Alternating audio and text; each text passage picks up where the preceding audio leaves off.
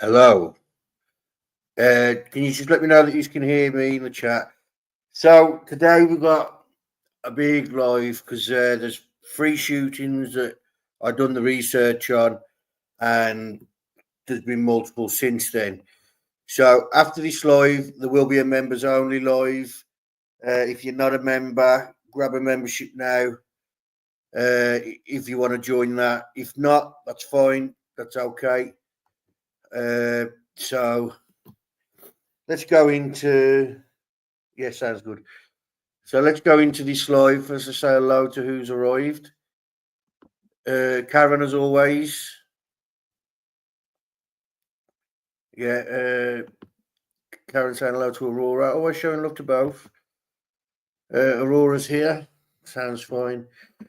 Louise is here. Members only live.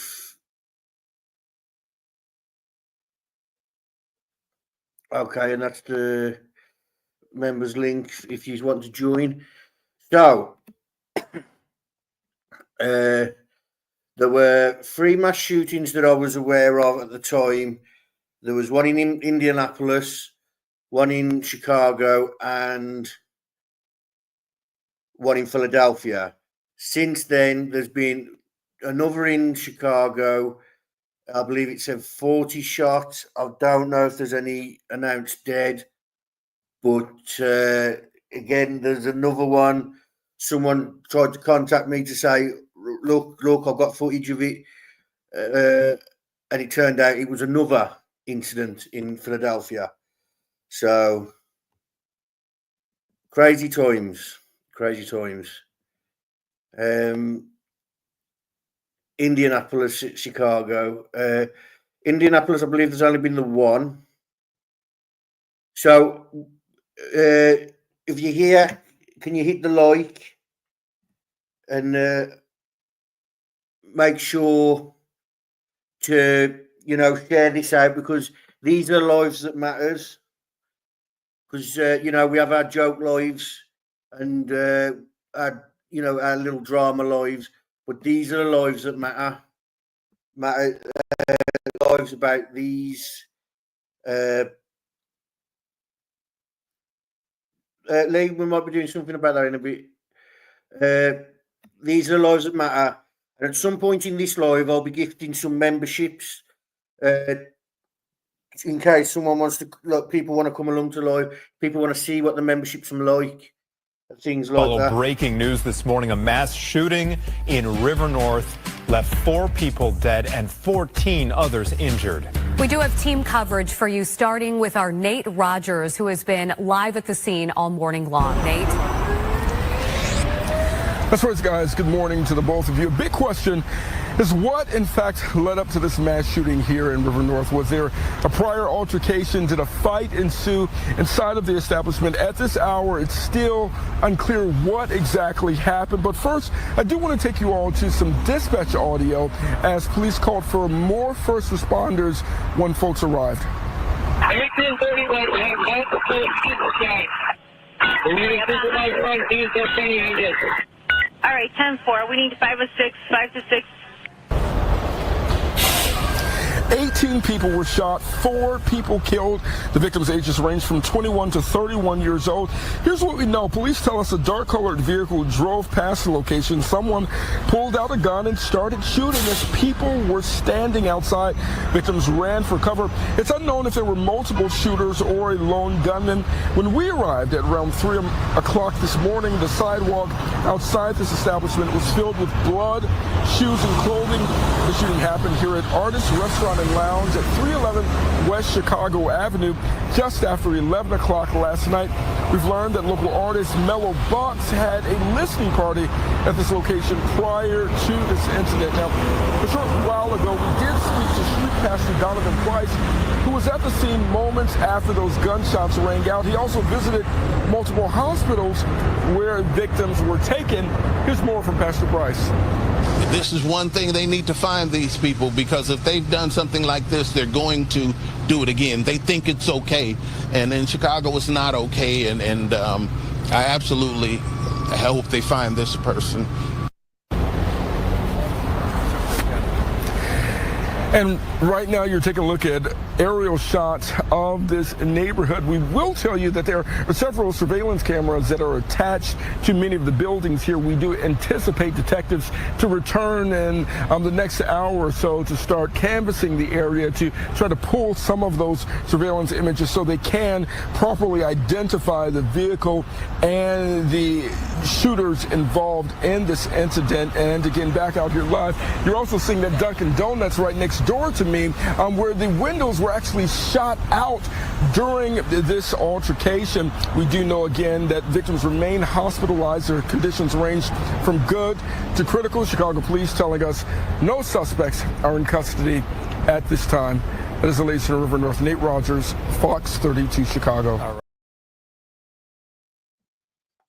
Okay, so I accidentally pressed on that, but let it continue.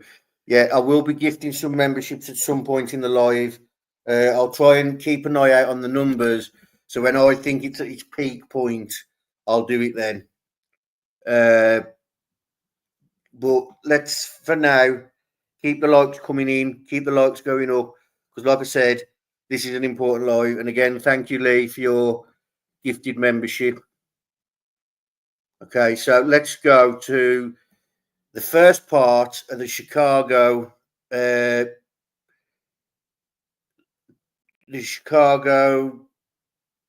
press conference. So I've got it in 3 parts so we can talk and discuss if need in between. I've also got footage from that incident. It is blurred out where it needs to be blurred out and things like that. It was safe for the news, so it's safe for me. Okay. Let's listen in to what the mayor is saying right now. Of how far we still have to go as a city. Shooting into a crowd of people that's not the best of who we are as a city. It's unacceptable, and we will not stand for that in the city of Chicago. We are frustrated, but we are also grieving. We will not rest until there is full accountability. I'm calling on any Chicagoan who has any information about these mass shootings. I'm calling on anyone who has information to come forward. Come forward to help us find these individuals and bring them to justice. It is going to take all of us to stand together against violence. That is why we say that the job of keeping our city safe is not finished. But furthermore, we are still determined, more determined now than ever, to not allow these events to take us backwards. We cannot allow these types of acts of violence to escalate or be normalized. We are mobilizing now to make sure that this incident does not return and bring about more violence. Our Chicago Police Department is working with the families, and victim services are being provided and resources to the families of these victims.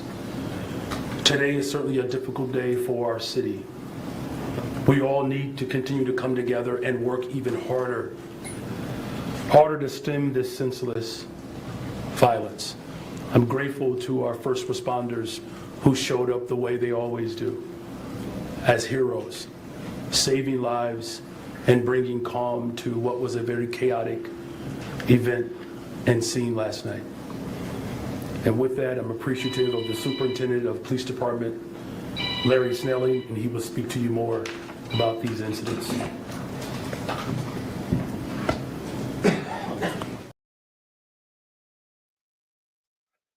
So, anyone want to talk about that? Anyone want to talk about the Chicago incident before we move on to part 2?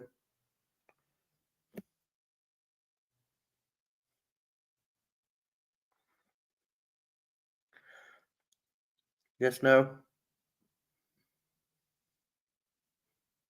Okay, I'll move on. Good afternoon. Good afternoon. First, let me just start by sending my condolences to the families of the 4 individuals who lost their lives last night and the 14 others who were injured by gunfire. When you have a mass shooting like this, it's always a brutal scene. The first thing I have to do is talk about the response and the response of our officers to that scene, that you can only imagine the level of chaos, rendering life-saving aid to those who were also injured, getting people to hospitals as quickly as possible. The first responders, the fire department that showed up, our paramedics that showed up to help out, to do whatever they could to save those who were injured and bleeding, to get them to the hospital for treatment. You know, last night's shooting, and let's call it what it is, it was deplorable and cowardly. You roll up to a location where we have an event going on, multiple people exited that venue. They were standing on the sidewalk when a vehicle pulled up. It was around 11 o'clock last night, and they opened fire on a crowd. They didn't care who was struck, and in a matter of seconds, they were able to shoot 18 people in a matter of seconds, taking 4 lives. The victims who lost their lives, 4, a 24-year-old male, a 25-year-old male, 26-year-old female, and a 27-year-old female, lost their lives with this senseless shooting. 14 others were injured by gunfire. Now, currently, our detective division is working extremely hard to get to the bottom of this. We as the Chicago Police Department want to make sure that we bring justice to these families, but we also want to make sure that we take individuals who are this violent and this careless off the streets. It's important to all of our residents of Chicago and for anywhere else in this country to remove these types of individuals from the street. Look at how quickly and carelessly 4 lives were snuffed out, with the possibility of a total of 18. We have to do better. We have to hold people accountable. And we, as a society, have to hold people accountable. Wrong is wrong, and when we see it, we need to call it. So we ask anyone who has any information about this shooting, any information about the shooters, you can submit an anonymous tip at cpdtip.com. That's cpdtip.com. It's an anonymous tip that could help our detectives get to the bottom of this. The Office of Victim Services is responding to this shooting currently. They're out talking to the survivors. They're visiting the hospitals, and Victim Services will be available for not only the victims, but the families of the victims who have been harmed by this particular act. All the services are confidential and free. Anyone in need of crisis counseling and support can contact the Office of Victim Services by phone. The number is 312-745-6340. Again, the number is 312-745-6340, or you can email victimservices@chicagopolice.org. Okay, so I'm going to give you a fair warning. This is a trigger warning. This next clip does involve the actual shooting. And although it's blurred out, I'm going to give a trigger warning for those that don't want to see it. They can jump out for a second, or, you know, mute the thing, the device and whatnot. So just a trigger warning, this next clip does involve the shooting.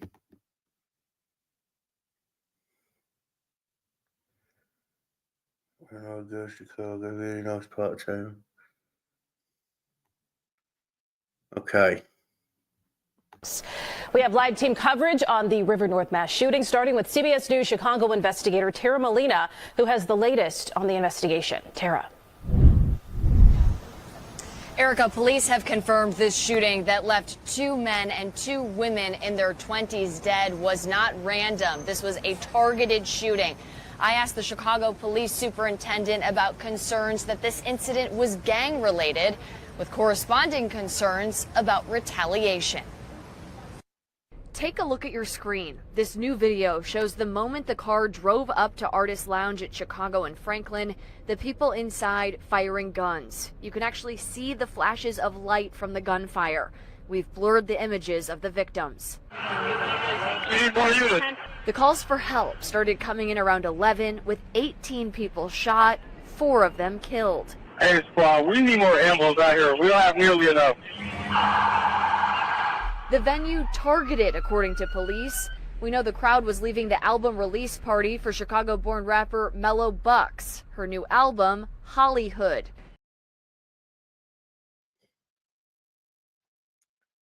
Yeah. There wasn't much in the clip, but yeah. So that's the Chicago incident. So in Chicago,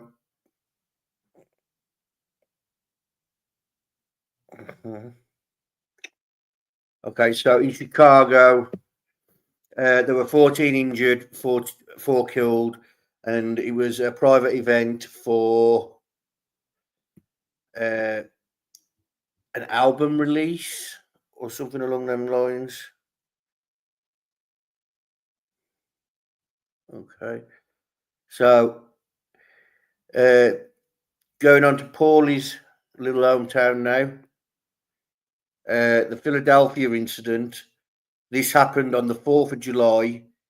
I believe the venue was closing or had already closed, and police had to force open the premises. So let's hear what I believe officers from the 3rd Police District responded to a call for a person shot on the 1100 block of South 11th Street, 1132 to be exact, at an establishment called 7 Elements Restaurant Bar Lounge. Upon arrival, officers discovered 3 persons suffering from gunshot wounds. They were immediately taken to area hospitals. At least 2 of them are currently listed in critical condition. Since that time, we have learned that in addition to the 3 that police transported to the hospitals, an additional 8 have come into area hospitals, various hospitals in the area, suffering from gunshot wounds from this incident. So at this point, we believe there were 11 victims who were shot as a result of this incident at this particular location. We heard that there is a possibility that there may be another person, making it 12, but we have not been able to confirm that at this time. Given that there are so many victims, I cannot give you specifics as to where each individual was shot. However, they were shot in various parts of the body. The most serious injuries were a person working ostensibly as a security guard who was shot in the face, and also a woman who was shot in the back. They're both listed in critical condition. Others are reported to have been shot in the legs, extremities, arms, etc., and suffering other non-life-threatening gunshot injuries. The crime scene consists of multiple spent shell casings, both on the upper floor where the restaurant bar is located, and there are also additional shell casings on a stairway that leads from the upper floor to the bottom floor. More shell casings on the parking lot below. So we're not sure if those shell casings came from a gun that was fired above, or whether the gunman or gunmen continued firing even from the lower floors. We just haven't been able to determine that yet. It's still very, very early in the investigation. Given the magnitude of this incident, there are still a lot of unanswered questions. We have cleared the building itself. We have found no additional victims inside. However, there is a lot of evidence in there, money, identifications, that sort of thing. We're now combing through any video surveillance that might be able to give us some information on what exactly happened here this morning. Be more than happy to answer any additional questions if you have any. Do we know, was this business open? How many people were inside? Was there a party for the 4th of July going on? It's unclear. It's unclear. And also, given that this call came out around 3:53, this building should, this facility, this business should not be open that late. And upon arrival, it was shut. So we had to ensure that there were no additional victims inside. So we had to defeat the doors to get inside. We do not have any motives at this time, nor do we have any suspects in custody. We're unsure if this incident was perpetrated by one lone gunman or whether there were multiple shooters. We just don't know that at this time yet. When officers arrived on scene at like 3:53, what did it look like? Were there people all over, or? A lot of the people were running. Officers, obviously, their focus, their priority was getting the injured to the hospital so that they could immediately get medical help. That was their focus. And, 3 alone is a significant number of victims for officers to have to deal with at 3:53 in the morning. Once we started learning that more and more people were shot, naturally we have to now deploy.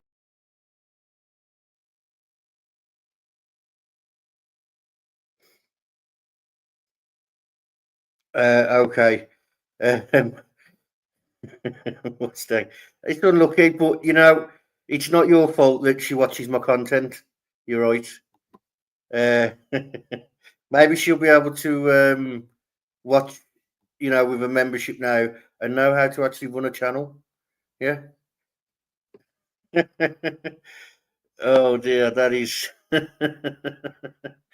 is rotten luck. But that shows that she's been watching, Make sure you like and subscribe, bitch. Hi, TJK. So, how many clips did I just show for? That's the first clip, Annie. So, the second clip actually features Paulie. No, I'm joking.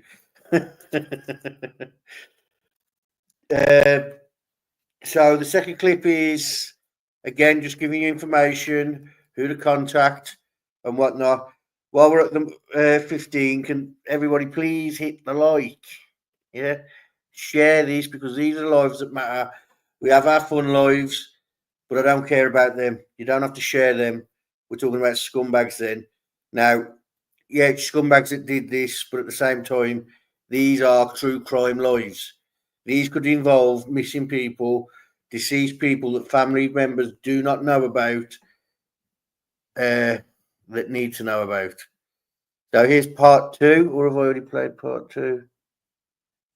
He's very were shot. Naturally, we have to now deploy more officers to the hospitals, investigators to the hospitals, to get that information from these other gunshot victims. So we're piecing it together. And again, this is going to take some time given the number of victims in this incident. But it does appear, fortunately, that even the 2 individuals that are listed in critical condition look like they are going to survive. So no one has died from this shooting as of yet, and it hopefully appears that no one will. 11 people shot is the most significant shooting Philadelphia's had since the Fairmount Park shooting, which was not too long ago. It's a lot of people. I mean, I don't keep track of the statistics. However, again, we're very thankful that these hardworking officers were able to get here on time and get these victims to the hospital as quickly as possible so that they can receive life-saving care. And again, there were at least 8 other individuals who were taken by private vehicle, and they also received care. Some of them were taken to non-trauma hospitals and they got whatever care they could at those hospitals and then transported to trauma hospitals that deal with gunshot victims on a regular basis. So, but at this time, that is the information that I have. The evidence, can you kind of paint the picture as to where shell casings were found? Well, again, there are shell casings that were found just outside of the bar also on the upper balcony, and there were some shell casings also on the staircase as well, and also on the parking lot below. There were some, so it does appear that victims were running in all different directions, through the back way, through the front way. But again, our investigators are piecing all this together at this time. How long do you guys plan to be out here? Until the investigation is concluded, so however long that takes. And is it multiple different hospitals that people were transported to? That's correct. University of Pennsylvania Hospital, which is not a trauma hospital, but they did what they could. HUP, Cedar, and Jefferson also took some patients, and there might be at some other hospitals. Again, the number of persons shot necessitated persons going to different hospitals, because certainly the hospitals could be overwhelmed if all of those victims all went to the same hospital, so they were taken to various hospitals. Is it unusual for a business where something like this happens inside, then we just close up and not report it? We're still trying to figure out exactly what happened there. And obviously our investigators are going to take the lead in trying to identify who was in that business, who was running the business, why they were open when they were. And also we're going to be reaching out to not only the owner or proprietors of the business, but also of this mall as well, to try to gather some additional surveillance footage. But there's going to be a lot of investigating that needs to be done, and a lot of questions that need to be answered. Emotionally, is this difficult for the police department? Well, our hardworking officers are always willing to give their all to ensure that we take persons who suffer these sorts of tragic incidents to safety to get the help that they need. But they are well equipped, well trained, and they're doing the absolute best that they can. And I'm very proud of these officers for all the hard work that they put in, and especially at the conclusion of a holiday weekend, or at the beginning of a weekend, but July 4th going into July 5th.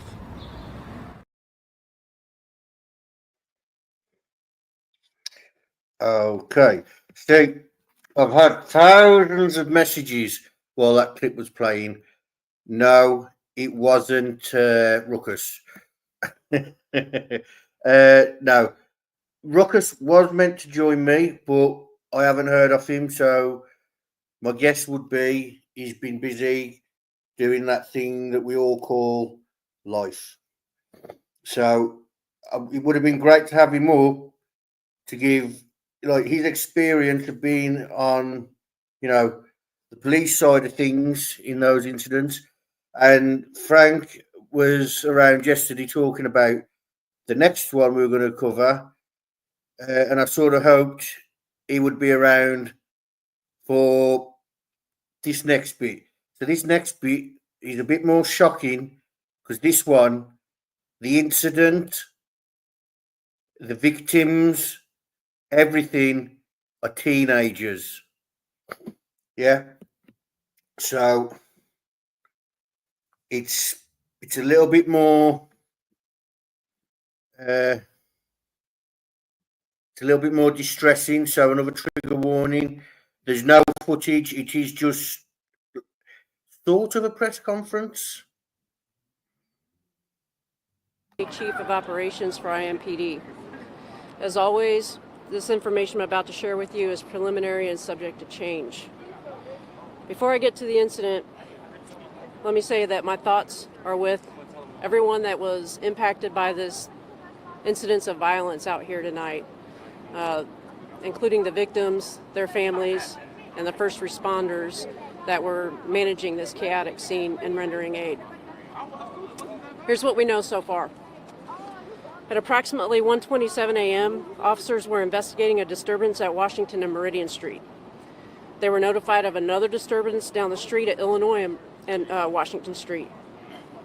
As officers were approaching that second disturbance, they heard shots fired, and as they arrived on the scene, they encountered several people suffering from apparent gunshot wounds. Officers and IEMS medics who were embedded with our officers immediately began rendering aid to the victims that they were encountering. They also called for several additional ambulances. In total, we had 5 victims transported away from the scene to area hospitals for treatment. A sixth victim was pronounced dead on the scene. A seventh victim walked into an area hospital and is in stable condition.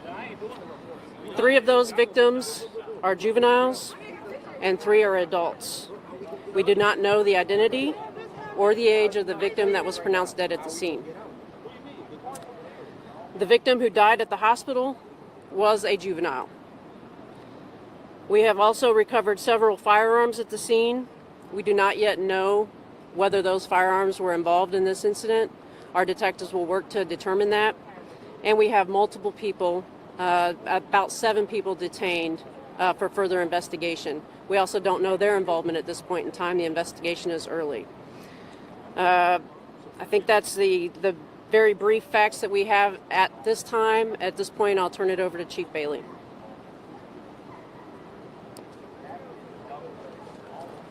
Chris Bailey, Chief of Police for the Indianapolis Metropolitan Police Department. I'll just add on a little bit to what she said about our thoughts and prayers for the victims here tonight, their families, and the long road ahead for all of them as we try to uncover exactly what and why this all happened tonight. This kind of violence, whether downtown or any of our neighborhoods, is completely unacceptable and unnecessary. Unnecessary. Thousands of people came downtown tonight, enjoyed the fireworks, and went home. Thousands more chose to come down here and all night cause trouble. I was down here until about 12:30 tonight.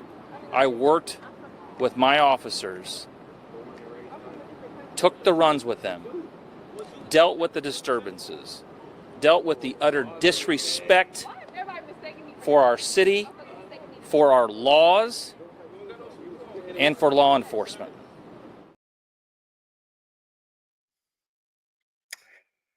Yeah, as you can see, they're not happy. It's been an ongoing issue by the sounds of it for a long time, where parents are dropping the kids off. Kids are using the excuse they missed the last bus home, so that's why they're still out and about. They're setting fireworks off at each other, typical teenage things, but in an isolated area. It's an ongoing thing, and now it involves guns. Hundreds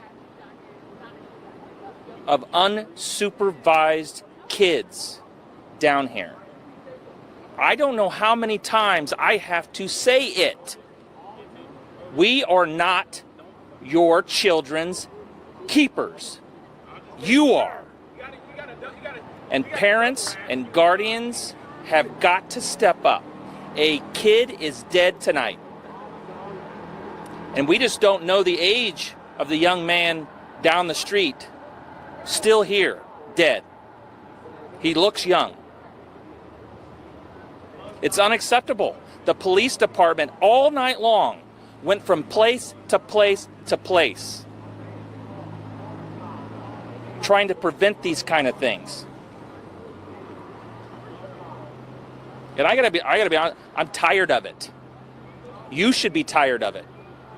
This is not our job to do this. It is unnecessary. You don't have to act like this. Our officers, half a block away from when before this shooting started, dealing with another group of individuals fighting. We made almost, probably, we're still tallying them, about 20 arrests tonight. Recovered guns that I know of before this happened from 2 kids. One of them was an assault rifle stuffed in the front of his pants. I'm not sure anymore what it's going to take for some in our community to wake up. I've said it. This is where the kids are. This is where they are. on Friday and Saturday nights. If you want to engage them, if you want to help them, you want to prevent some of this violence, this is where they are. Here, they're here. Come down. I invite all of those who think that I'm exaggerating this or that I'm saying just because it's downtown. No, nowhere else in the city is this concentration of people in one small area, less than a half a mile. Come down and see for yourself. You don't have to take my word for it. You can see them being dropped off by their parents, 5 or 6 at a time out of the car. You can see them jump out of Ubers and Lyfts. And you can see them jumping off the buses that they ride down, that they miss and then linger around downtown.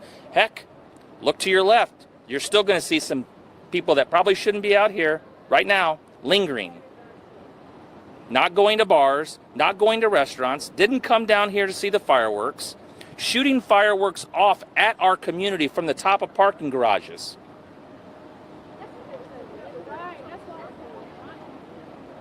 Unnecessary.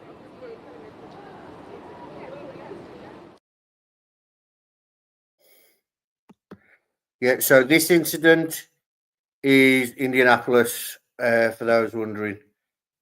The first one was Chicago, and the last one, the one before this was Ruckus's home, and I'm joking, Philly, he was Philly.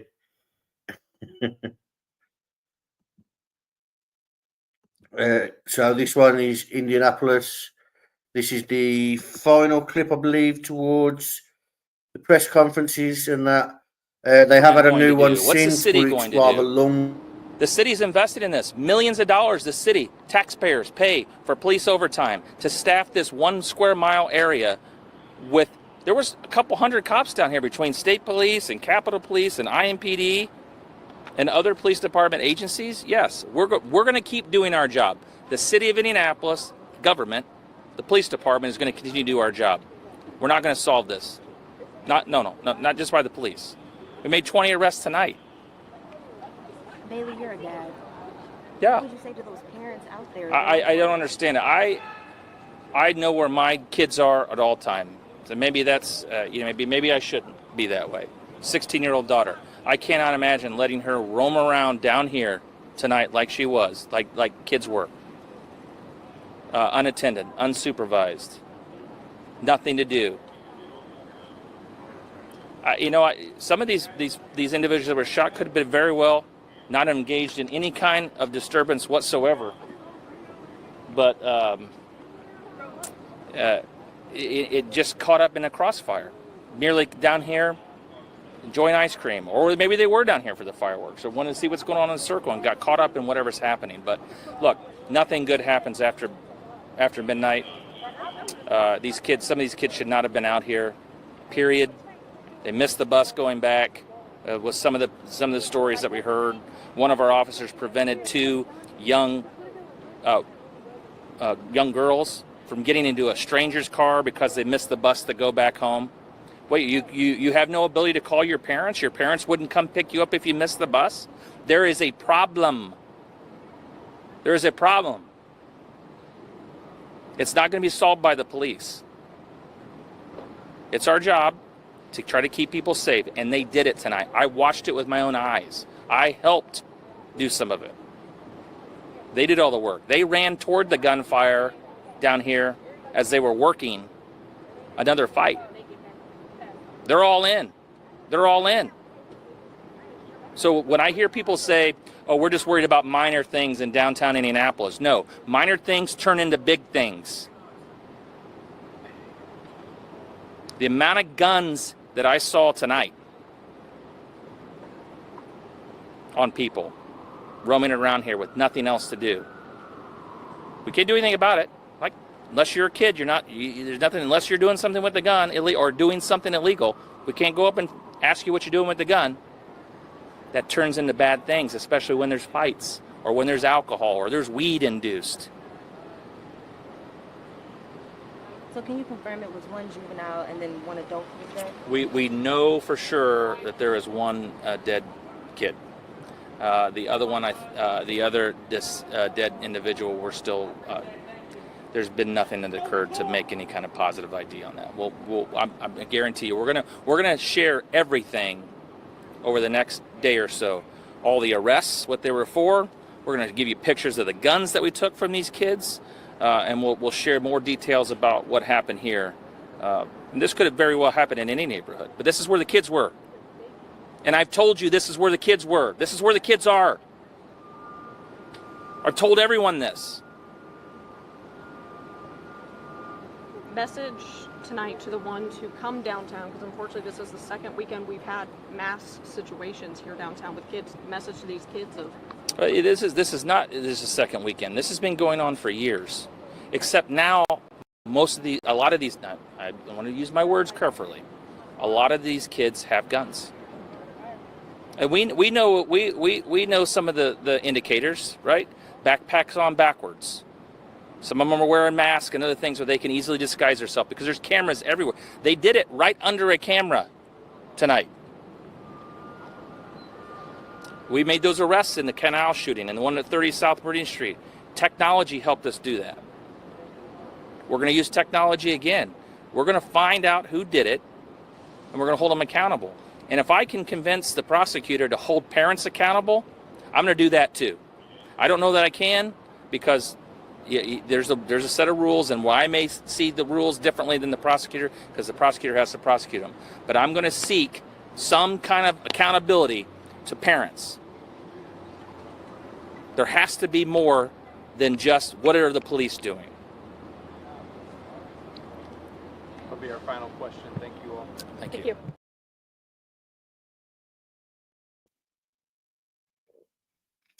Okay, so YouTube ad actors, you said why are police so impotent lately? It mainly down to, defund the police, and they're scared to be an officer that's done doing their job and it being taken out of context, they're being shot at by, in this case, minors, and they shoot back and inevitably unalive the minor, and then they become front row news, their job's on the line, everything like that. And kids are not afraid to fight on an adult because they know that they'll win in a court of law. So, CJK, I've seen you say about kids in these towns. It's not just kids' incidents, these aren't. There's Chicago's incident was a private function, and I believe it was a young rapper had done an album release there or something along them lines, and that's how that incident come about. 4 were killed in that and 14 injured. The Philadelphia one, that was a club that Paulie says there's a lot of trouble there, and from the sounds of it, they don't know if the club was open or closed when the incident happened. When they got there, it was all locked up and they had to force entry. So they are all different incidents, but in Indianapolis, there seems to be an ongoing issue with kids. What is being not said is Indianapolis Metropolitan Police are down 300 officers and police are not supported by our mayor and prosecutor. Well, yeah, there seemed to be a bit of a disconnect, he was saying, between him and the prosecutor in his statement. Okay, so I want to bring this to your attention because this is close to my heart.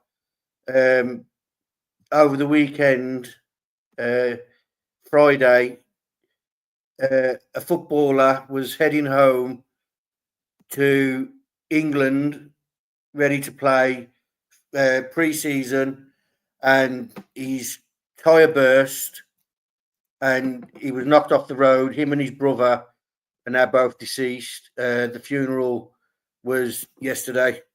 He played for the team that I support, and he's been instrumental for my team. He doesn't score all the goals, but he scores the crucial goals that win the games. You bring him on like when you can't get a goal, you bring him on and he somehow sniffs them out. So rest in peace to Diogo Jota and his brother Andre Silva.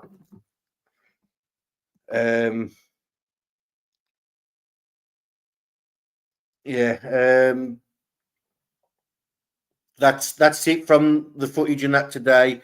I did hope to have Frank as a resident of Indianapolis and Ruckus.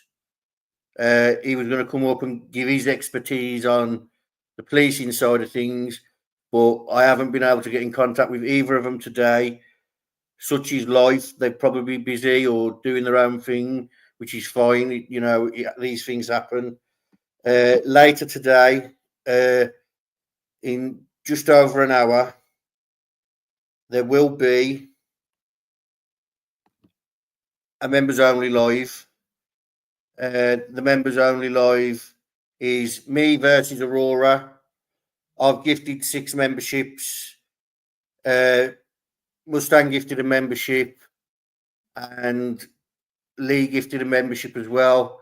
So if you've been gifted a membership, come along. I can't do this one like I did the last one because I have to put members only content out, and I haven't really done that. I've made the odd post. I did the turtle video that I then made public. So what I can do is I can do the live tonight, and then I can premiere it in the week or something like that for everyone who's not a member to see what we get up to in members only. Tonight is a funny one because Aurora's gathered some clips about Brits and Swedes, and we're going to battle it out. And I found some funny clips of British humour from British programmes from when I was growing up for people to laugh at and enjoy. If you want to join before the live, you've got over an hour to join. The turtle emoji. We now have, I believe, 36, could be 37 members. We had 30. I gifted 5. I gifted 6. Oh, we might actually have 38 members. So we might be due a new emoji again. I'll check that out. If we are, I'll get it up for you. You're supposed to be on replay, crew. You're supposed to be watching all my other content. So that's all I've got for you today. Let's keep it short, sweet, so people on the replay don't have to sit around for 3 hours watching me talk, watching the clips, and, you know, not having any interaction. So thank you, everyone, for coming. Cindy, you're in trouble. There is going to be a members only, Cindy, in just over an hour.